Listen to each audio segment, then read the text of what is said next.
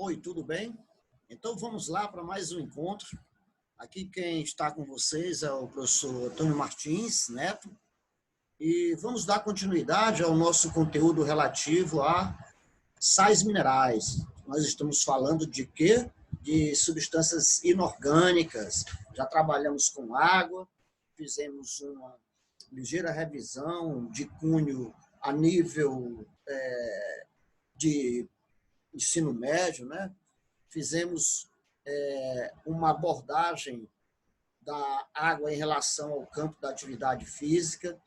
A mesma coisa nós fizemos com os sais minerais, uma revisão básica do que são os sais minerais.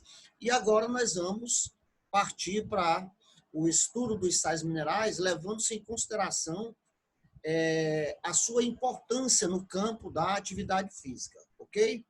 Então vamos dar início aí a nossa aula remota de hoje, tá certo? Sejam todos bem-vindos. Natureza dos minerais. 4% do peso corporal constituem 22 elementos essencialmente metálicos, denominados coletivamente de minerais. Então vejam que de um total de 100%, 4% em média do peso corporal consiste de 22 elementos metálicos, certo? Metálico. Nós não estamos, no caso, dando a denominação do restante de outros elementos que participam do peso corporal por completo, né? Só para vocês terem uma ideia, vocês têm que imaginar, por exemplo, os cristais de carbonato de cálcio, de fosfato de cálcio, né? Que fazem parte da estrutura do nosso esqueleto, nosso arcabouço de sustentação. Então, esse valor em termos de percentual seria bem maior se nós colocássemos todos os elementos minerais que constituem o nosso organismo. 7 minerais, no caso, desses denominados coletivamente de metálicos, eles são 7 minerais principais, né, no caso, que participam da grande maioria dos constituintes do nosso organismo, né, e 14 são denominados de oligoelementos, né. Quando se fala dos principais, vocês devem se lembrar quando nós fizemos a nossa revisão, onde a gente viu que parte dos minerais seriam necessários acima de 100 miligramas diários, né? Enquanto que outros seriam, no caso, necessários numa quantidade menor, abaixo de 100 miligramas diários, né? Certo? Ocorre livremente na natureza, nas águas, nos rios, né? Nas águas dos rios, nas águas dos lagos, dos oceanos, assim como no solo, né? Para exemplificar aqui, você pode pensar, por exemplo, nos oceanos e nos mares, né? A presença do sal, né? Do sódio, a água salgada, né? Você tem determinados poços artesianos que são a água salobra, né? Você tem a água mineral, o que nos comprova de uma maneira geral a presença desses elementos, né? Distribuídos de maneira bem generalizada na natureza. Nós não temos somente na água, né? Nós temos também no solo. Inclusive, nós temos animais que fazem verdadeiras migrações para que possam se utilizar de determinados elementos minerais que são necessários ao seu metabolismo. Ok? Tipos e fontes de minerais. Assim como os suplementos vitamínicos em geral, conferem pouco benefício em relação à prática de atividade física, quando utilizados em quantidades acima daquilo que o organismo necessita, certo? Então, se você tem uma dieta bem diversificada, né, que contenha os elementos básicos, né, de vitaminas, de sais minerais, de carboidratos, de lipídios, proteínas, né, vitaminas, Então, se você tem uma dieta bem diversificada, você vai ter dentro dessa dieta aquela quantidade necessária, né, de sais minerais diários. Concentrações pobres, por exemplo, de iodo, são observáveis na bacia dos Grandes Lagos e no norte do Pacífico dos Estados Unidos e no Brasil Central. Certo? A gente viu que o iodo é um elemento mineral que é de grande importância para o metabolismo basal. E a deficiência desse iodo pode interferir na produção de hormônios tireoidianos, né? Daí você desencadear uma doença que hoje não é tão comum, certo? Que seria o bócio endêmico. Aquele bócio que normalmente ele está localizado em indivíduos de uma determinada região devido à deficiência de iodo, né? Veja o que ele fala em Brasil Central. Essa situação do Brasil Central significa dizer o quê? Que são locais onde você tem uma distância dos pontos onde você tem alimentos ricos em iodo, que são provenientes basicamente do ambiente marítimo, tá certo? Do ambiente marinho. Então, a falta de ferro dietético, no caso, produz uma deficiência mineral muito comum nos Estados Unidos, devido àquela questão da sua cultura, né? Aquela questão da cultura alimentar nos Estados Unidos, né? Que é deficitária em ferro. Né? Ninguém vê aí no filme dos Estados Unidos o pessoal se alimentando de feijão, certo? De rapadura, que são elementos que são ricos em ferro. Certo? O papel dos minerais. Os minerais, eles desencadeiam 3 papéis importantes, né, no corpo do indivíduo. Né? Primeiro, proporciona a estrutura na formação dos ossos e dentes. Se lembre que nós falamos a respeito dos cristais, né? Fosfato de cálcio, carbonato de cálcio, né? Que fazem parte da estrutura do nosso arcabouço de sustentação, constituído basicamente pelos ossos e cartilagens. E faz parte também da estrutura dos dentes. Né? Se lembre lá, né, da dentina, que seria a porção mais dura que existe no nosso arcabouço de sustentação, embora não pertence diretamente ao arcabouço, e sim a órgãos do nosso sistema digestório presentes na boca. Ajudam a manter o ritmo cardíaco normal. O cálcio, ele, devido à sua capacidade de regular o mecanismo de repolarização das fibras cardíacas, elas influenciam no ritmo cardíaco, certo? E desta forma, o mecanismo de despolarização e repolarização, que são os responsáveis pelo mecanismo de sístole e diástole, contração e relaxamento do músculo cardíaco, se mantém dentro de sua faixa de normalidade, certo? Uma hipocalcemia ou hipercalcemia, elas podem provocar modificações no ritmo do trabalho cardíaco, certo?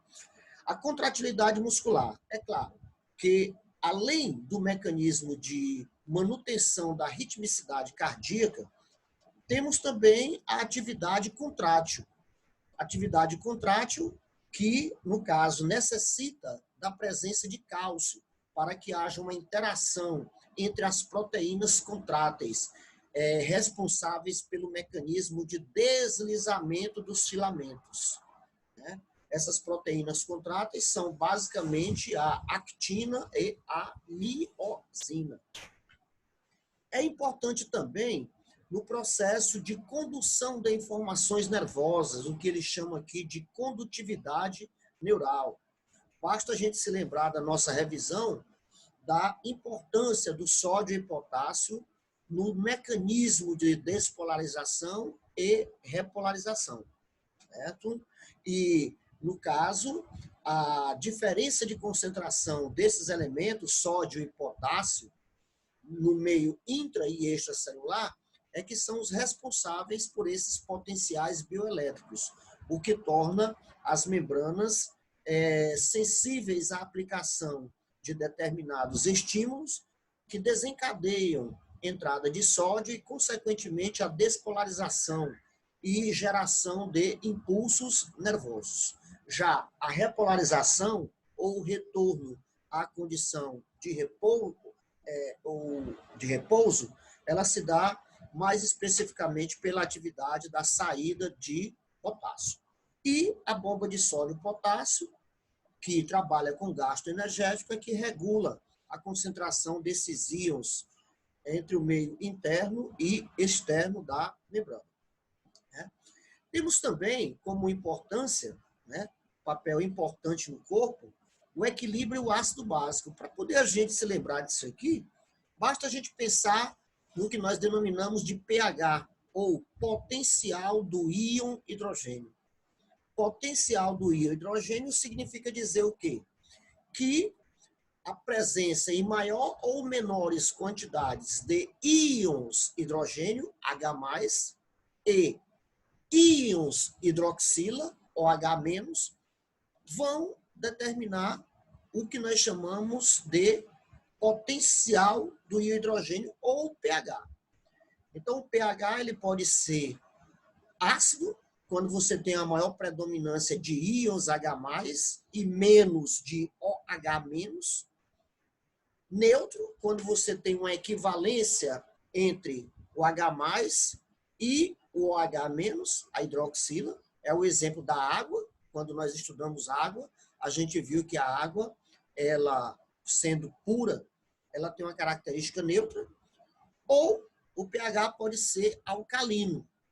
Quando você tem uma menor concentração de H+ e maiores concentrações de OH-, certo? Hidroxila. Outra característica importante também dos minerais em relação ao organismo é regular o metabolismo, tornando-se parte das enzimas e dos hormônios que modelam a atividade celular. Quando se diz regular o metabolismo celular, pessoal, nós temos que ver que o metabolismo seria o quê? Conjunto de reações químicas que ocorrem nos organismos vivos. E essas reações químicas, para que elas ocorram, elas necessitam de catalisadores biológicos. E esses catalisadores biológicos são representados por enzimas. E essas enzimas são, na sua grande maioria, são representadas por proteínas. Só que essas enzimas, em condições normais, elas se encontram inativas no organismo. E, a partir do momento que elas são necessárias para a realização de um tipo particular de reação química, certo? É que elas são ativadas. E para que elas sejam ativadas, elas precisam de coenzimas. Coenzimas são ativadores enzimáticos. E essas coenzimas são representadas por quem? Por vitaminas. Só que as vitaminas também, no nosso organismo, se encontram sob a forma inativa.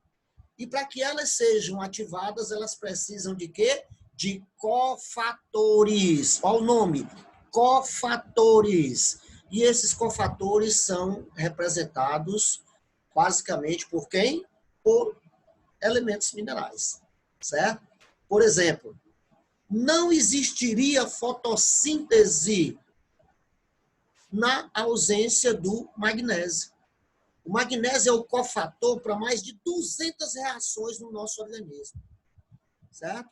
Então, desta forma, os minerais eles podem contribuir como cofatores, ativando enzimas, através da ativação das coenzimas, que são, no caso, as vitaminas.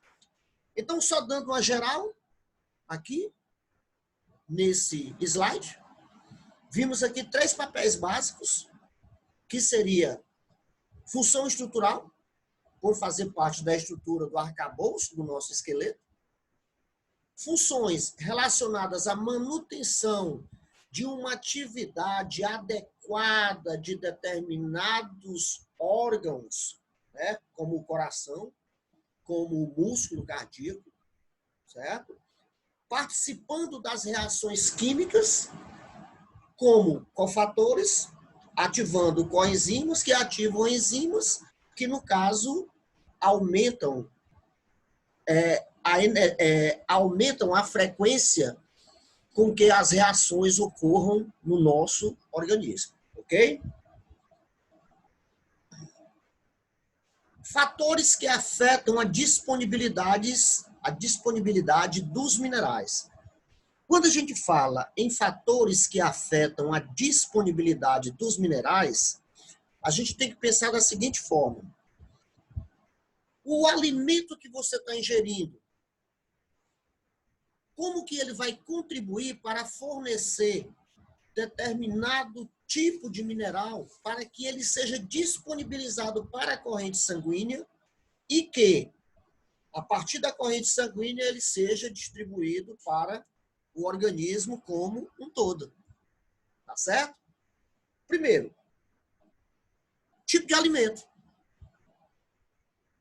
O tipo de alimento é um fator de disponibilização dos minerais, né? Alguns alimentos são mais ricos em algum tipo de mineral, outros são mais pobres, e assim você tem uma distribuição em maior ou menor quantidade no tipo de alimento.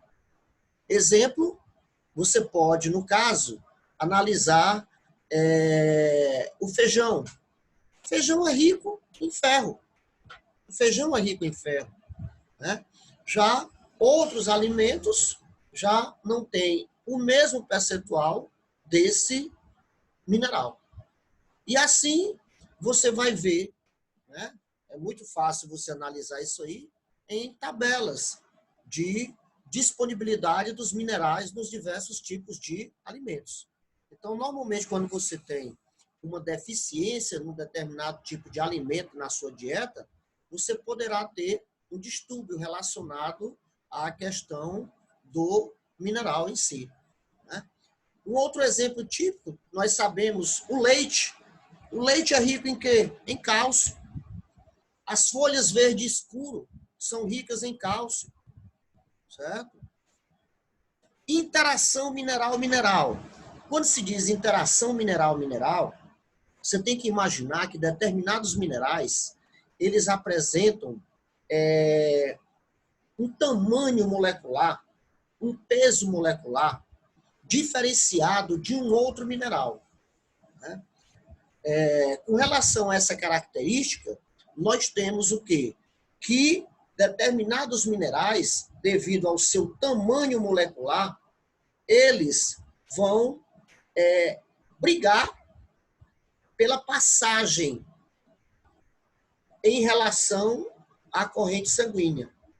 Então, alguns minerais que apresentam mesmo peso molecular e brigam pelo mesmo local de passagem para o interior da corrente sanguínea, um deles vai ficar prejudicado a sua absorção e, consequentemente, não será absorvido. Então, existe essa interação mineral-mineral, ok?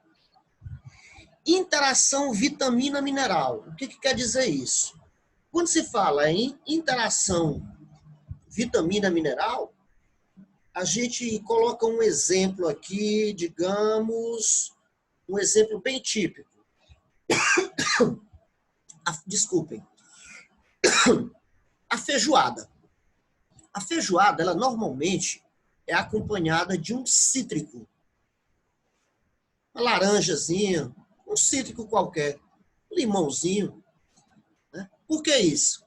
Porque o cítrico, ele é rico em vitamina C, que é o ácido ascórbico, né? O ácido ascórbico. E o feijão, como a gente já comentou, o feijão ele é rico em quê? Em ferro. Ele é rico em ferro. E normalmente, para que haja a absorção do ferro, é necessária a presença da vitamina C. Daí a situação de você combinar determinados alimentos com um cítrico, para que haja uma melhor absorção daquele mineral. Tá certo? Essa interação mineral-mineral, ela também pode ajudar, porém ela pode também prejudicar. Quando se fala em prejudicar, por exemplo, nós temos, colocando aqui uma situação que ela não está bem relacionada à vitamina mineral, mas em si com o tipo de alimento. Exemplo, a cafeína. A cafeína presente no café, no chá, certo? Ele prejudica a absorção do cálcio, certo? Então, veja como é interessante, né? Uma coisa cultural nossa é você tomar o quê? Cafezinho misturado com leite, né? Então, ali fica aquela história. Você não vai assimilar parte do nutriente presente no leite, que seria o cálcio, porque a cafeína inibe a absorção do cálcio, certo? Então, aí seria um exemplo em que um determinado alimento, né, que apresente uma determinada substância, essa substância ela poderá ajudar no processo de absorção ou poderá impedir o processo de absorção desse mineral, ok? E um outro fator importante também, que afeta a disponibilidade dos minerais no organismo, seria o quê? A interação fibra-mineral. A interação fibra-mineral. Né? As fibras, nós teremos um encontro futuro para falarmos de carboidratos. E dentre esses carboidratos, nós temos aqueles que são provenientes, basicamente, do reino vegetal. E essas fibras, elas podem ser solúveis e podem ser insolúveis. Contribuem bastante para o mecanismo funcional do nosso tubo digestivo, evitando doenças como colesterol proveniente de um colesterol elevado, porque as fibras elas diminuem a absorção do colesterol, certo? As fibras elas promovem uma limpeza no tubo digestivo, evitando assim que algumas substâncias cancerígenas possam causar danos, lesões ao tubo digestivo ou até mesmo câncer. Mas as fibras também elas impedem a absorção de alguns grupos minerais. Então, existe também essa interação entre as fibras e o uso de determinado mineral. Então, meus amores, aqui só para vocês virem uma coisa interessante aqui nesse slide, né? Nessa folhazinha de slide. O conhecimento a respeito da nutrição, os aspectos nutricionais, você saber o que tem que comer, quando comer, se deve misturar, se não pode misturar, né? Como que se dá o processo de absorção desses nutrientes, o que pode impedir o mecanismo de absorção, o que pode facilitar. Então, é muito importante o conhecimento da nutrição, certo? Para que a gente possa ter uma boa captação dos nutrientes que são necessários para o bom desempenho no campo da atividade física. Vamos agora falar em específico de alguns elementos minerais. Primeiro, vamos aqui falar um pouco a respeito do cálcio. Cálcio, Ca++, né? Íon cálcio, é um cátion, cálcio. É o mineral mais abundante no organismo. Opa, falamos a respeito disso aqui lá no início do nosso encontro. Mais abundante por quê?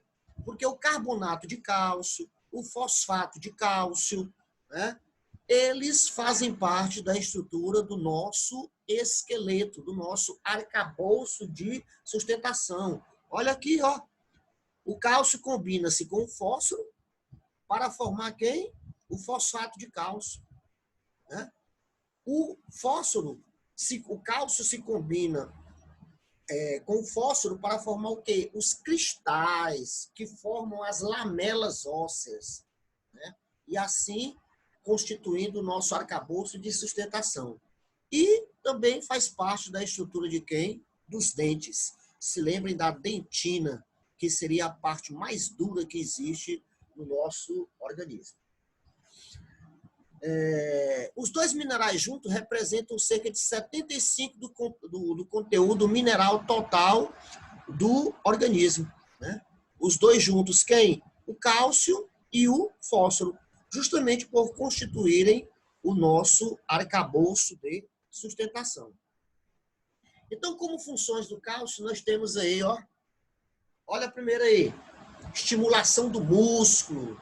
Veja que nós já falamos bastante a respeito disso aí, né? Estimulação do músculo como? Para que as proteínas contráteis, actina e miosina, venham a promover uma interação para que haja um mecanismo de contração e relaxamento muscular, é necessário a presença do cálcio, pois, na ausência deste, não existirá uma interação entre o filamento grosso de miosina, através de suas chamadas pontes cruzadas, com os chamados sítios ativos presentes nos filamentos finos de actina dos músculos, estriado cardíaco, estriado esquelético, basicamente. Ok? Coagulação do sangue. O mecanismo de coagulação do sangue depende de quem? Depende da presença de um grupo de elementos do sangue que são denominados de plaquetas, né? São elementos figurados do sangue, não são células. As plaquetas são fragmentos do que já foi célula antes. As plaquetas são, no caso, resíduos de um grupo de células denominadas de megacariócitos. Megacariócitos. E esses megacariócitos, eles são produzidos pela medula vermelha do sangue e passam por um processo de apoptose. Apoptose ou morte programada. Esse mecanismo de apoptose faz com que fragmentos dessa célula sejam distribuídos na corrente sanguínea. E esses fragmentos são ricos em uma substância que é de grande importância no mecanismo de coagulação sanguínea, certo? Essa substância é chamada de tromboplastina. Tromboplastina. Então, nesse caso, eu digo que os fragmentos de megacariócitos, que são as plaquetas, são ricos em tromboplastina, que são de grande importância para o mecanismo de coagulação sanguínea, evitando assim as hemorragias, certo? Decorrentes de algumas viroses ou de outros problemas circulatórios, certo? Transmissão dos impulsos nervosos. Transmissão dos impulsos nervosos. Mas isso aqui é super interessante. A gente viu que o sódio e o potássio são importantes no mecanismo de geração dos impulsos nervosos. Porém, para que as informações de um neurônio sejam repassadas para um outro neurônio, é necessário a presença de elementos químicos ou de substâncias químicas denominadas de neurotransmissores. E esses neurotransmissores, para que sejam eliminados dos chamados botões sinápticos presentes nas porções terminais dos neurônios, para que eles sejam liberados, é necessário a presença de cálcio. Então, quando o impulso nervoso chega na região dos botões sinápticos, que são as porções terminais dos neurônios, faz com que aumente-se a permeabilidade da membrana do botão ao cálcio que está presente no líquido extracelular. Consequentemente, o cálcio penetra a intimidade do botão, juntando-se às membranas das vesículas que contêm o mediador químico.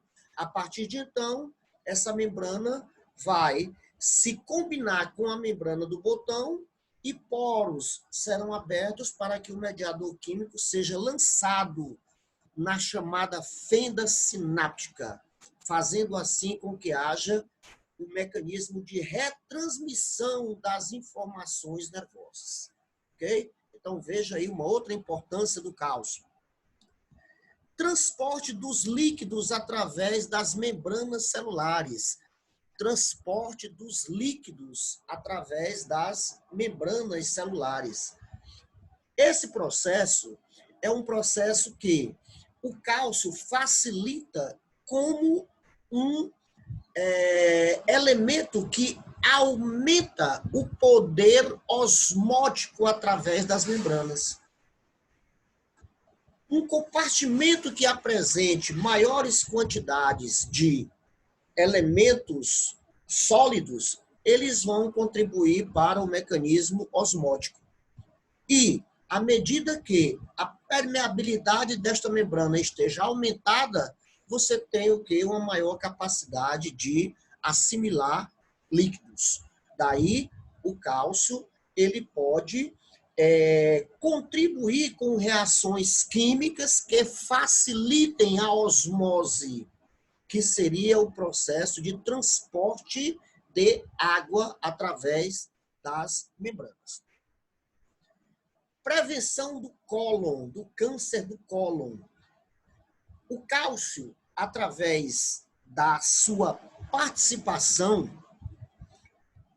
em determinadas reações químicas, evitam que substâncias cancerígenas sejam acoladas a estruturas do nosso intestino, principalmente na região dos cólons, que é o intestino grosso, evitando assim câncer de cólon, tá certo? Câncer de cólon intestinal, certo? Aqui é cólon, não é colo, certo? Nós não estamos falando de colo do útero, nós estamos falando do cólon, que são as porções do intestino grosso.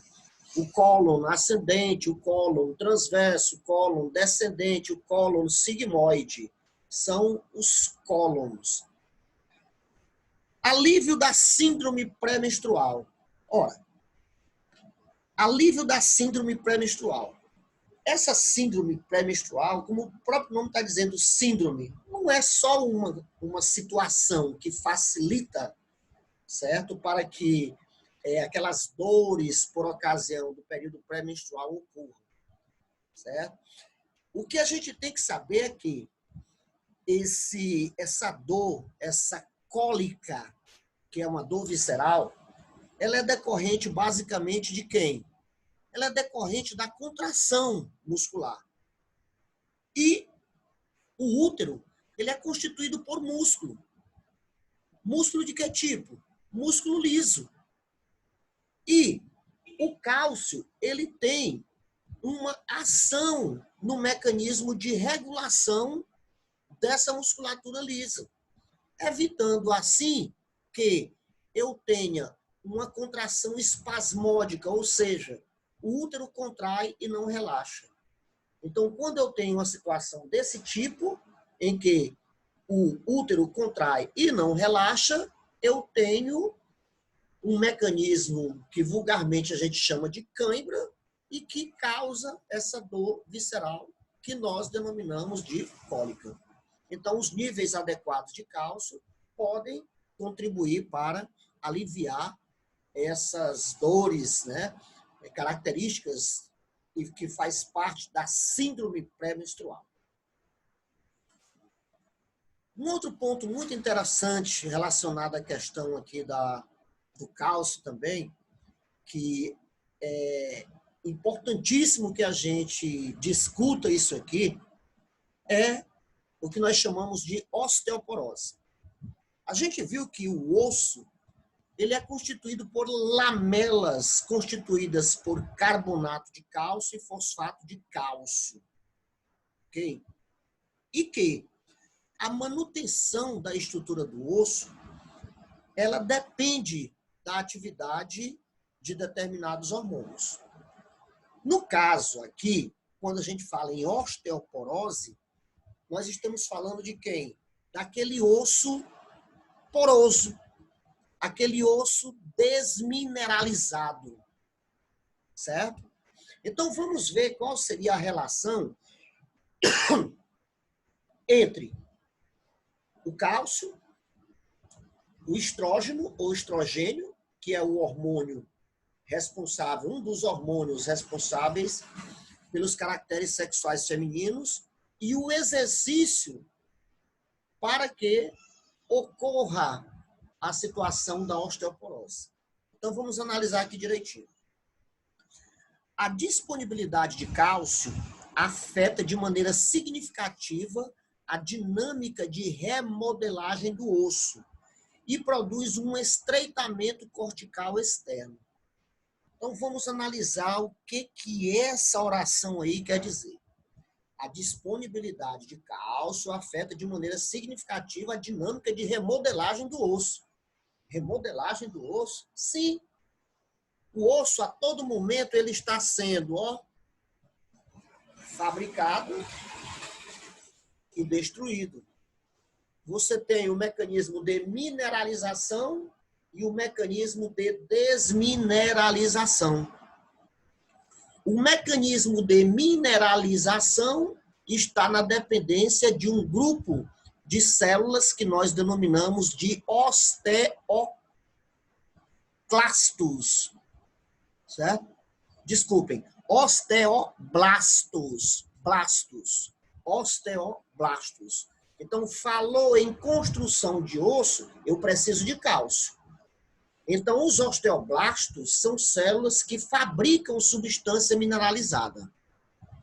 E nós temos também um outro grupo de células que são chamadas de osteoclastos, com C. Osteoclastos, com C. Os osteoclastos já trabalham no sentido inverso. Os osteoclastos promovem o quê? A desmineralização do osso. Então, osteoblasto mineraliza, osteoclasto desmineraliza. Sendo assim, o osso ele está nesse processo constante de remodelagem. E pode ocorrer situações em que a deficiência do cálcio provoque um processo de desmineralização, desencadeando assim uma diminuição da parte mais externa dos ossos, principalmente dos ossos longos, né? Essa parte mais externa nós denominamos de córtex. Então, essa região cortical estreitada significa dizer que o osso apresenta-se desmineralizado, apresenta-se poroso. Daí caracteriza o que nós chamamos de osteoporose. Então, vejamos. O osso, como eu já falei, ele é constituído por uma parte porosa e, no caso, uma parte dura, rígida. Então, essa parte dura, rígida, que normalmente ela é mais externa ao osso, é a chamada camada cortical, osso cortical. Então, quando você estabelece a osteoporose em um determinado osso, essa parte cortical diminui. E aí o osso passa a ser o quê? Mais trabecular. Ele passa a ser mais poroso, certo? Para vocês terem uma ideia do que eu estou falando, de osso cortical e trabecular, se imaginem mordendo um osso de uma coxa de galeto, certo? Se você começa pelas extremidades, você vê que as extremidades são molinhas. E a partir do momento que você vai partindo para parte central, média do osso, que é, no caso, a diáfise do osso, ela se torna mais dura. porque ali você tem mais osso cortical. Isso em se falando de galeto. Agora, meus amigos, quem já teve a oportunidade de dar uma mordida em um ossinho de uma galinha pé duro, aquela criada no quintal de casa, no interior, solta, comendo de tudo que existe no seu ambiente. Não tem osso que entre nele, moço. É um osso altamente mineralizado, o que significa dizer que sua camada cortical é bastante densa, ok? Então, temos aí osso cortical e osso trabecular. Vamos discutindo. Crianças em crescimento necessitam de uma maior quantidade de cálcio. Por que isso? Porque eles estão em fase de crescimento. Já os jovens, adolescentes e adultos necessitam, em média, de 1.200 miligramas de cálcio por dia. E à medida que você vai chegando à idade adulta para senil, você vai diminuindo essa necessidade, porque o seu metabolismo já diminui, você não está mais em fase de crescimento, ok? Então, você tem aí essa diferença entre criança, adolescente e adulto. A criança em fase de crescimento precisa mais do que o adulto. E o adulto precisa mais do que... Desculpem. A criança precisa mais do que o adolescente e adulto jovem.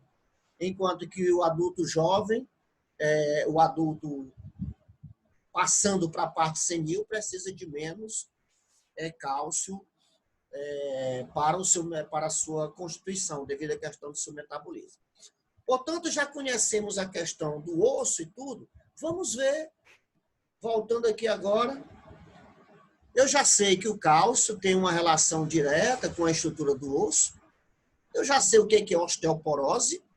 Osteoporose significa dizer osso poroso, significa dizer que é um osso que não está captando uma quantidade adequada de cálcio para formar a sua substância mineralizada, que é o cristal de fosfato de cálcio e de carbonato de cálcio.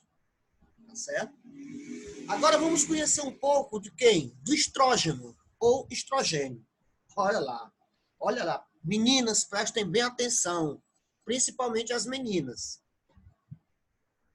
O que é o estrogênio? O estrogênio ou estrógeno é um hormônio que é produzido pelas gônadas femininas. Pelas gônadas femininas. As gônadas femininas são o quê? São as estruturas que produzem o quê? Os gametas. Os ovócitos 2. Tá certo? Os ovócitos 2. Então, veja. O estrógeno, para que ele seja produzido, é necessário que haja uma atividade de um hormônio que é produzido na hipófise. Uma glândulazinha que não ultrapassa o tamanho de um grão de ervilha. E esse hormônio é chamado de hormônio folículo estimulante, ou FSH. Certo? O FSH, ou hormônio folículo estimulante, ao ser produzido lá na hipófise, ele cai na corrente sanguínea e ele vai promover a maturação dos folículos ovarianos. Promovendo a maturação dos folículos ovarianos, você terá o mecanismo de ovulação. E o período de ovulação, ele, no caso, está ocorrendo justamente no momento em que você tem uma maior concentração de quem? De estrógeno. Então, o estrógeno é de grande importância para o processo de ovulação. Temos um outro hormônio, que é também de grande importância, que é denominado progesterona. Porém, vamos aqui nos ater ao estrógeno. Então, no período da ovulação, você tem o quê? Uma grande produção, né, desse estrógeno. Esse estrógeno, é aqui o ponto interessante. Esse estrógeno, ele é de grande importância para o sexo feminino, a mulher, a púbere, aquela que já alcançou a menarca. Eu só posso falar nesse hormônio em mulheres que têm ciclo menstrual, porque ele é que é o responsável pelos caracteres sexuais secundários femininos. Acontece que esse hormônio, ele também tem uma importância muito grande no processo de retenção do cálcio para o organismo, onde? Lá nos túbulos renais, nos rins, não permitindo que cálcio seja perdido através da urina em grandes quantidades. Conclusão. Níveis de estrógenos adequados fazem com que a mulher mantenha uma quantidade de cálcio circulante no sangue. Beleza? Tudo tranquilo. Cálcio no sangue, cálcio nos ossos. Certo? Então vamos aqui. Nós temos 2 hormônios que regulam a presença do cálcio no osso. Então, quem regula o metabolismo do cálcio ósseo são 2 hormônios. Um dos hormônios é chamado de calcitonina. Calcitonina. Certo?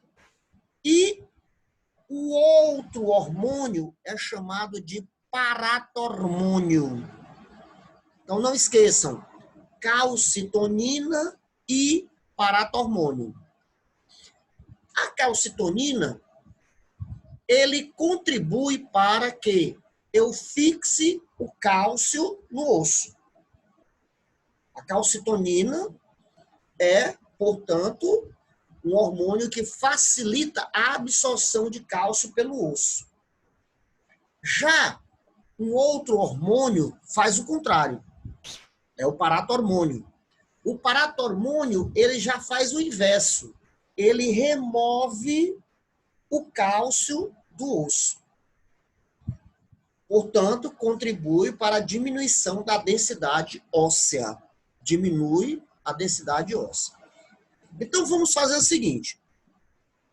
Nós temos uma quantidade adequada que é um fator de homeostase e que deve ser mantida no nosso sangue. Nós temos uma concentração adequada de cálcio no nosso sangue. Certo? Eu não posso aumentar em níveis exagerados e não posso baixar em níveis exagerados. Agora vamos juntando. É um pouco complexo, mas no final vocês juntem direitinho que vocês entendem.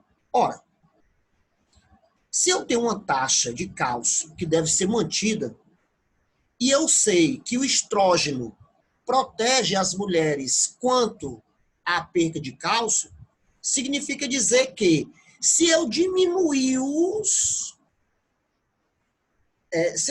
a concentração de estrógeno, que é o hormônio que faz reter o cálcio na corrente sanguínea, a mulher vai perder cálcio pela urina. Se ela perde cálcio pela urina, o que vai acontecer? Ela vai estimular as paratireoides, certo? Que produzem e liberam o hormônio denominado paratormônio. O que o paratormônio faz? O paratormônio vai até o osso e estimula o processo de desmineralização do osso, para que o cálcio seja levado para manter os níveis de cálcio no sangue, mantendo assim o chamado equilíbrio dinâmico do cálcio ou homeostase do cálcio.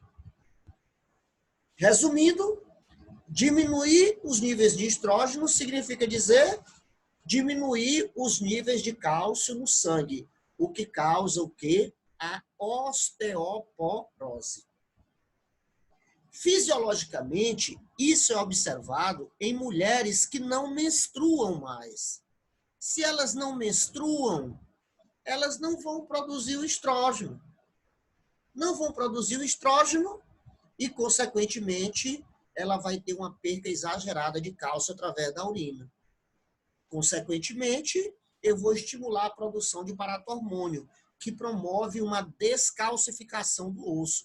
Daí vem a osteoporose. Mas, olha uma coisa importante, a prática de exercícios físicos de alta intensidade faz com que as mulheres praticantes entrem em um estado de amenorreia. O que é isso, Martins? Parada da menstruação. O que significa dizer que se ela para de menstruar, ela para de produzir estrógeno em quantidades adequadas e, consequentemente, ela vai ter eliminação de cálcio, que vai provocar uma desmineralização do osso.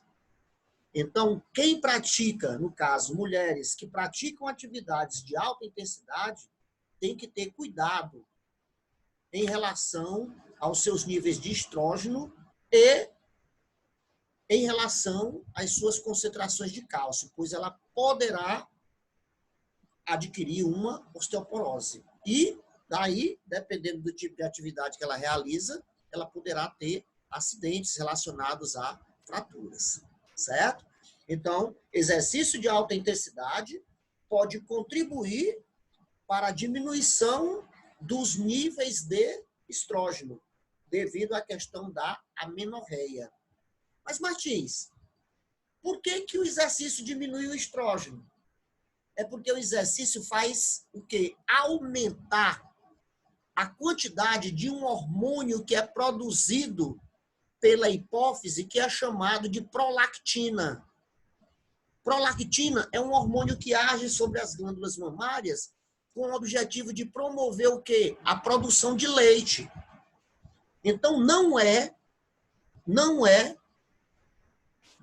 eu não vou dizer assim, não estranhe se uma pessoa que não tem nada a ver com questão de maternidade e que pratica atividade física de alta intensidade, de repente começar a produzir leite. O que significa dizer o quê? Que ela está praticando uma atividade de alta intensidade que estimula a produção da prolactina. E a prolactina, ou impregnação prolactina, contribui para que exista um mecanismo de interrompimento do mecanismo menstrual. Normalmente, as mulheres que amamentam, elas não menstruam, certo?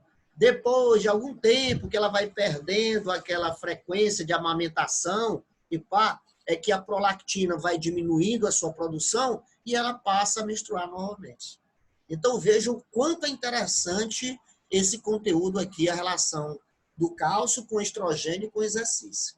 Tá certo? Então, quando estiverem vendo esse material, procurem dar uma ênfase a esse conteúdo, pois ele é de grande importância. Ok? Alguns dos fatores de risco para a osteoporose. Histórico de fratura na família. Se você tem pessoas que quebram ossos com facilidade na família e tudo mais, isso aqui dali já é o quê? Já é um fator hereditário, certo? Fumo de cigarro, estilo de vida sedentário, né? Tendo em vista que a prática de atividade física ela contribui para a maior atividade dos osteoblastos, que são as células que estimulam o mecanismo de mineralização óssea. Menopausa precoce, olha aí, ó. Menopausa precoce. Já pensou a questão numa prova de concurso? Explique como a menopausa precoce pode contribuir para o surgimento de osteoporose em atletas do sexo feminino, jovens e que menstruam. Tu já pensou uma questão dessa? Pois tentem logo ver logo essa relação, porque eu expliquei ela bem direitinho para vocês. Certo? A relação entre atividade física, amenorreia e osteoporose. Ok? Distúrbio alimentar. Distúrbio alimentar não tem nem o que dizer. A pessoa não come aquilo que seja a base do álcool. Ou do álcool não, é porque tem o álcool aqui, eu já estava lendo mais à frente. Do cálcio. Né?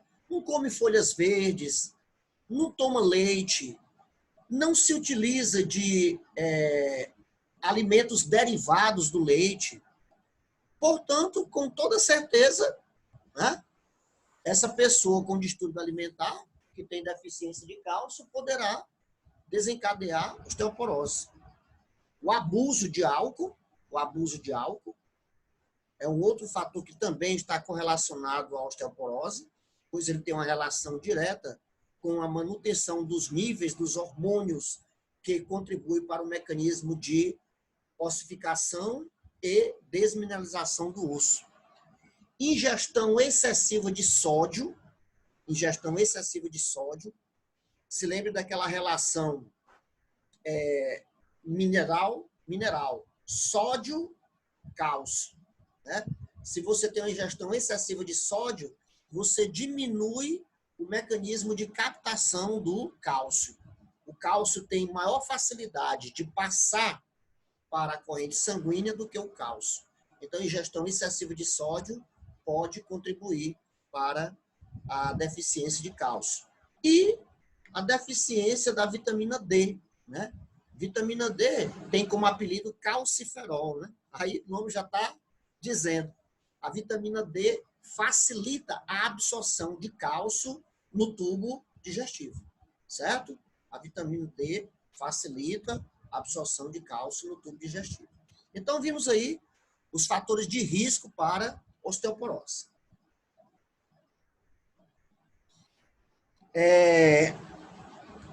Existe uma doença que é prevalente e crescente, né, no nosso meio, que é essa doença que nós falamos, que é a osteoporose. Ela é uma doença de prevalência crescente. Vejam aí os números. Acomete de 20 a 25 milhões de norte-americanos. Meus amores, eu estou colocando aqui, é muito comum você ver esses dados não são dados brasileiros. Né? Vejam que o nosso livro-texto é o livro do McCartley. E, olha, desde o início de nossas aulas, que eu coloquei para vocês todas as informações de como vocês adquirirem os livros, certo? Através de sites, eu enviei sites, né? Vocês podem procurar links que vocês podem encontrar o livro em PDF. Então, olha, aquela historinha. Ah, eu não fiz atividade, tá? Porque eu não estou com o livro, porque nós estamos passando por uma situação X, assim, assado, certo? Então, vocês têm também a opção de se dirigir. Não estou mandando ninguém sair de casa, pelo amor de Jesus Cristo. Mas existe a opção na nossa biblioteca. Vocês entrarem em contato com a nossa biblioteca, você tem lá os dias e os horários em que vocês podem buscar o livro. Porém, não precisa vocês fazerem isso. Vocês têm o livro em PDF na internet. Capítulos 1, 2 e, se você quiser aprender um pouco mais, o capítulo 3, que trata justamente dos nossos assuntos. E esses slides aqui são resumos justamente dos capítulos desse livro. Livro do William D. McCartley. William D. McCartley. Por isso que surge aqui, ó, essas pesquisas, esses valores, né, levando em consideração os norte-americanos. 80% a 90% são mulheres. Ora, poxa, por quê? Devido justamente à questão do hormônio estrogênio, que é o hormônio que ajuda a prevenir a perda de cálcio através da urina. Certo? E em torno de 1,5 a 2 milhões são homens. Então, no geral, aqui a gente conclui que a osteoporose ela tem uma prevalência maior no sexo feminino do que no sexo masculino. Prevalência, não significando dizer que o homem não tenha que ser imune à questão da osteoporose. Ele tem sim, pois ela está também muito relacionada ao seu hormônio, que é a testosterona. Só que nós não temos essa castração fisiológica, assim como as mulheres têm. As mulheres são castradas fisiologicamente em determinada idade, quando elas param de menstruar e param de produzir o estrógeno. E nós não. O sexo masculino, em qualquer idade, os testículos estão produzindo a testosterona. E a testosterona também protege o homem contra a perca desse cálcio, diminuindo assim a susceptibilidade deles terem essa osteoporose nos mesmos percentuais que as mulheres. 60% a 80% da suscetibilidade individual à osteoporose estão relacionadas a fatores genéticos. Né? Então, o fator genético é um fator muito importante nessa situação relacionada à osteoporose. Se você tem mães que pararam de menstruar, tem mãe que para de menstruar cedo, né? Avós, tá? Né? Na sua família, as mães produziram poucas proles, tiveram poucos filhos. Né? É um sinal de que a pessoa menstruou cedo e, por menstruar cedo, ela não teve a capacidade de reproduzir, né? Filhos em quantidade, como naqueles períodos do interior. Né? Minha avó, se eu não me engano, parece que teve 13 filhos. É muito comum no interior se falar antigamente, mulheres tiveram 25 filhos, 28, 32 filhos. O que significa dizer que quanto mais a mulher pare, mais ela produz prolactina, mais ela, necessitando dessa prolactina para produzir leite, para amamentar, mais ela vai resguardar a perca de ovócitos 2. Em outras palavras, as mulheres já nascem com a quantidade de ovócitos 2, que vocês vulgarmente podem chamar de óvulo, mas não é ovócito 2. Óvulo é uma fase do processo que ocorre após a fecundação, certo? Então, a mulher já nasce com a quantidade de ovócitos 2 pré-determinada. Se ela nasce com a quantidade de ovócitos 2 pré-determinada, o que é que vai acontecer? Se ela não tem filhos, ela vai eliminar muitos ovócitos. E se ela tem filhos regularmente, significa dizer que ela vai passar muito tempo sem menstruar.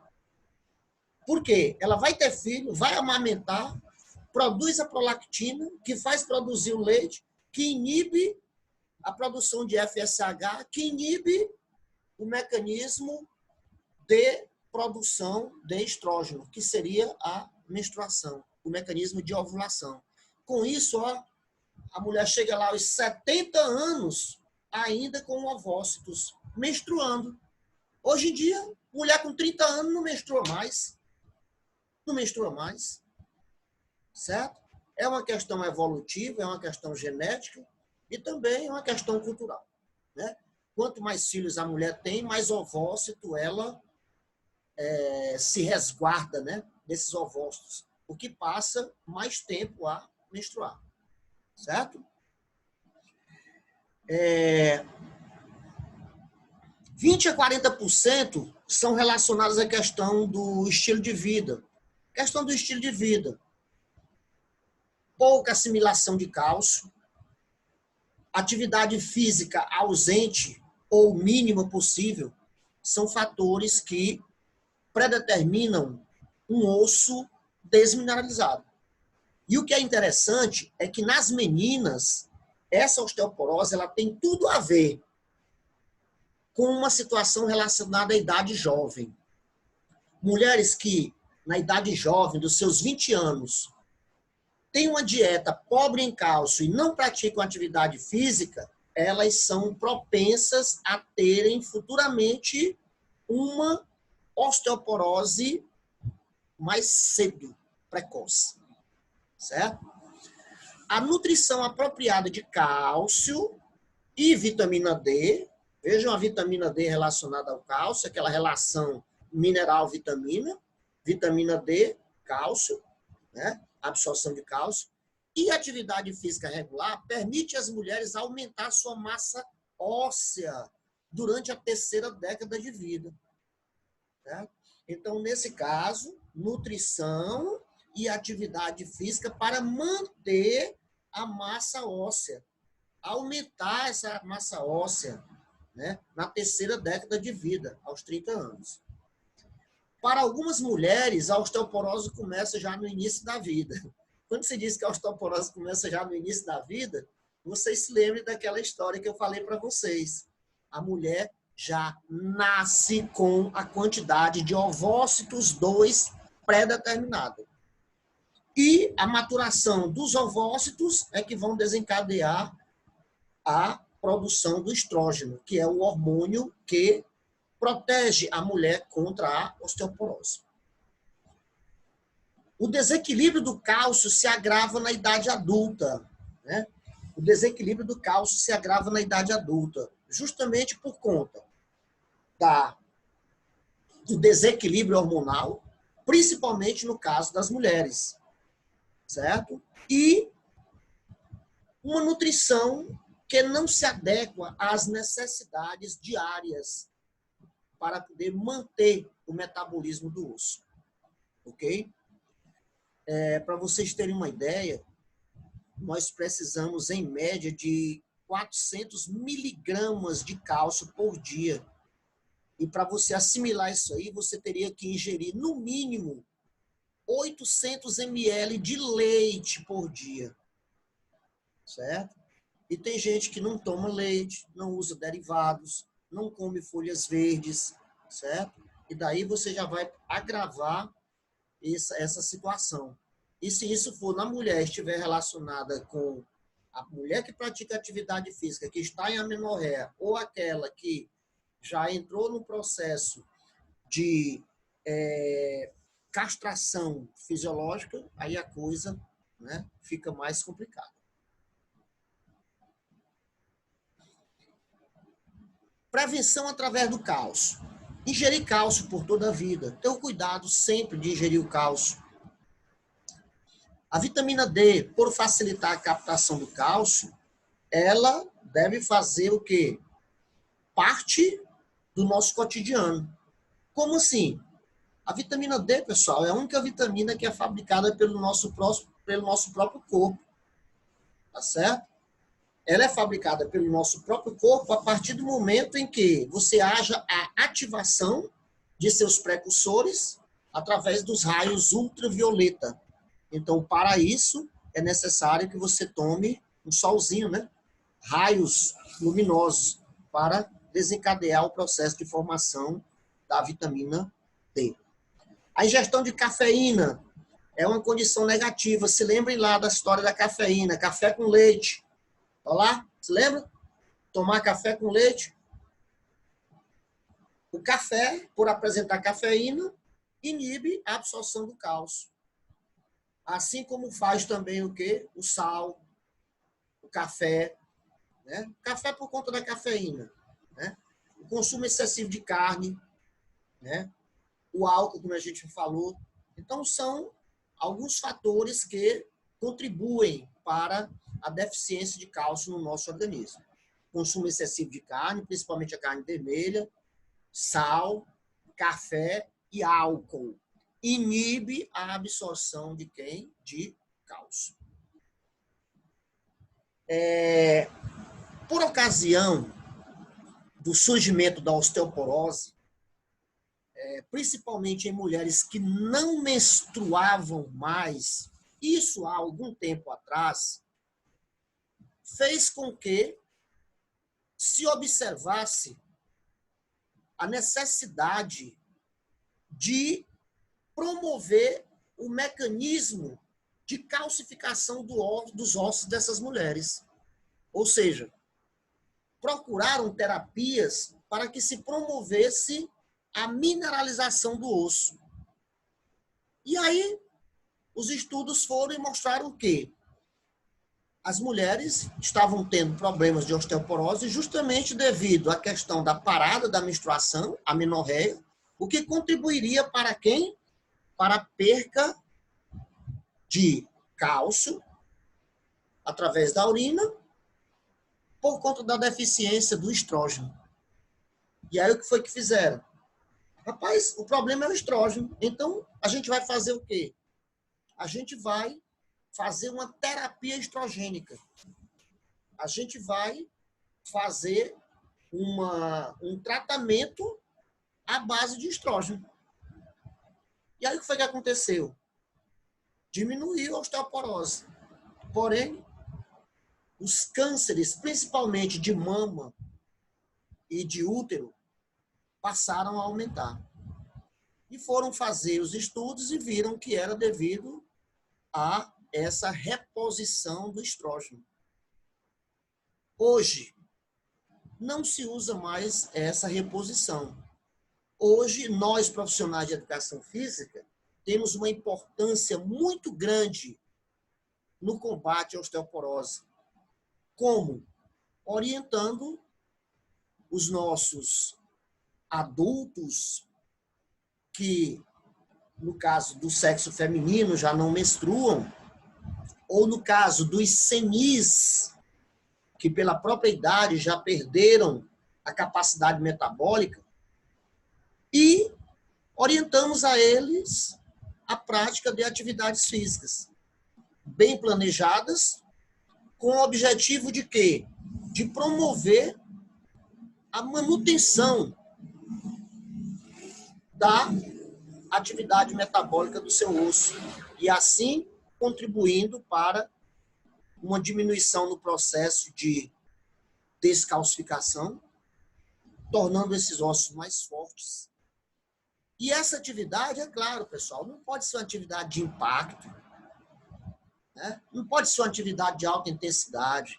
Então, daí você tem que procurar os tipos de atividades que sejam condizentes com a situação de cada um, certo?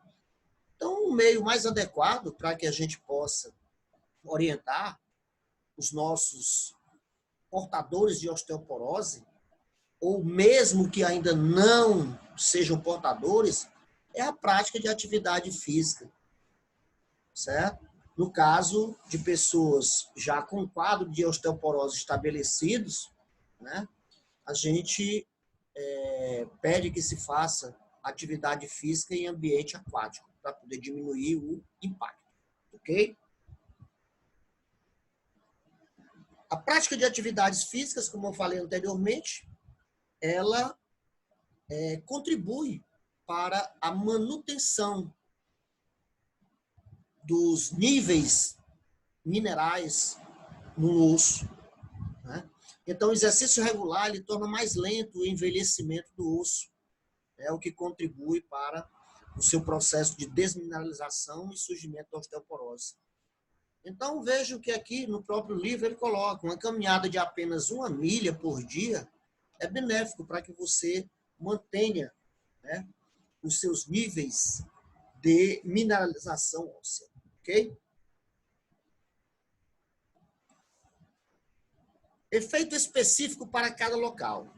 A prática de atividade física, pessoal, ela é específica em relação à questão da hipertrofia óssea. O osso ele tem um crescimento longitudinal e ele tem um crescimento cortical, ou crescimento lateral, certo? Então, o efeito ele é específico para cada segmento que você esteja trabalhando. Por exemplo, indivíduos que trabalham com atividades de impacto, normalmente eles vão ter hipertrofia cortical. De que regiões? De membros inferiores. Tá certo? Indivíduos que trabalham mais com os membros superiores, eles vão ter uma hipertrofia, porém não tão, como é que se diz, importante quanto a questão dos membros inferiores que não estão sofrendo impacto. Porém, você, com a própria atividade de pressão que os músculos exercem sobre a estrutura óssea, já vai contribuir para o crescimento lateral do osso. Em outras palavras, o aumento no desenvolvimento do osso cortical, aquela porção mais externa. Ou seja, o osso ele tem o quê? Uma hipertrofia específica, dependendo do tipo de atividade. Esse termo tríade da mulher atleta, tríade significa dizer 3 situações. Tríade da mulher atleta, um problema inesperado para mulheres que treinam intensamente. Se lembra do que eu falei para vocês? Se lembrem. Né? A mulher que pratica atividade física de alta intensidade, ela estimula a produção de prolactina, que inibe a produção de FSH, que é o hormônio folículo estimulante, que, por sua vez, inibe o processo menstrual, que contribui para a diminuição dos níveis de estrógeno, que faz aumentar a eliminação de cálcio pela urina, que diminui a sua concentração na corrente sanguínea, que estimula as paratireoides a produzir o paratormônio, que vai agir sobre os osteoclastos, provocando a desmineralização do osso, causando a osteoporose. Certo? Então, tríade, 3 condições. Atividade física de alta intensidade, amenorreia, que é a perca da menstruação, e a questão da nutrição. Certo? Martins, por que a questão da nutrição? É porque é danado para o povo quando começa a fazer uma atividade física, modifica seus hábitos alimentares de maneira errônea, vindo assim a utilizar suplemento, aquela coisinha toda e pá. Não vou tomar leite não, porque o leite, disseram que o leite é do bezerro, e bezerro é da vaca. Eu não sou vaca, eu não vou tomar leite. Eles aprendem isso aí no ambiente de academia, surgem esses mitos. Né? Ah, não, eu não vou comer isso aqui não. Agora eu vou ser vegana. Eu não vou comer nada. Vixe Maria, eu não vou mais nem calçar sapato de couro, porque o couro é do animal e eu sou uma defensora. Eu sou um defensor dos animais. Eu não vou mais nem olhar para um jabuti, porque o jabuti é um animal. Aí começa. Aí com isso, passa a ter o quê? Deficiência de determinados nutrientes. Dentre eles, quem? O cálcio, a provitamina D, dentre outros. E daí você junta as 3 situações. Atividade física de alta intensidade, amenorreia e nutrição inadequada. Vem aí a tríade da mulher atleta, as 3 situações. Então, transtorno de distúrbios que afeta 3 áreas. Irregularidade no ciclo menstrual, comportamentos alimentares desordenados. O tratamento da amenorreia, no caso, quando surge, seria, primeiro, diminuir a intensidade do treinamento de 10% a 20%, certo?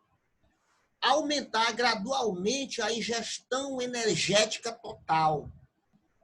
Porque, normalmente, as pessoas que praticam atividade física não têm, assim, muito como objetivo a questão da saúde, que é ficar bonitinho. Não, eu quero perder peso, gordo, eu quero diminuir a barriga, eu quero crescer os glúteos, né? Eu quero endurecer as mamas, né?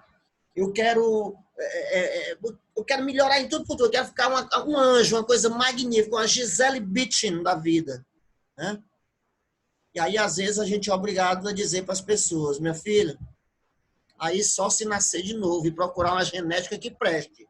Porque com essa daí, minha filha, canhão, dificilmente vira um revólverzinho 38. O mais que pode acontecer é virar uma bazucazinha, tá certo? Então, a questão genética, pessoal, é um fator de grande importância, ok?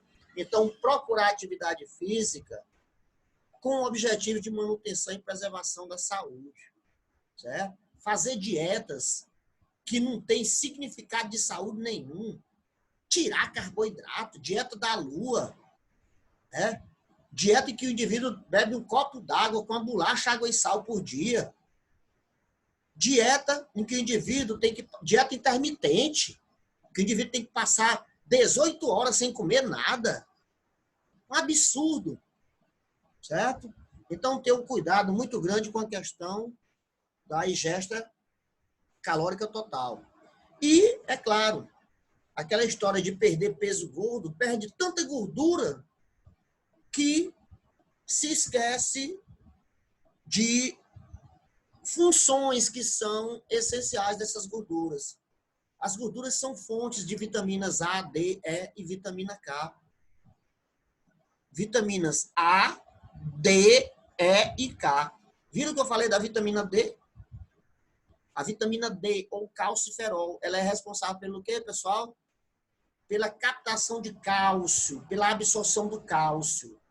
Então, se eu aumentar um pouquinho de peso gordo, eu vou ter o quê? Mais vitamina D. E, consequentemente, aliada a uma dieta, uma ingesta calórica aumentada, à base de vitamina de cálcio, né? Eu vou ter uma maior absorção e, consequentemente, tratamento para essa amenorreia. Manter a ingestão de dieta de cálcio em... Observem que eu falei para vocês, uma dieta é, em média, quanto? Eu falei em 400 miligramas por cento, né? Olha aqui, ó.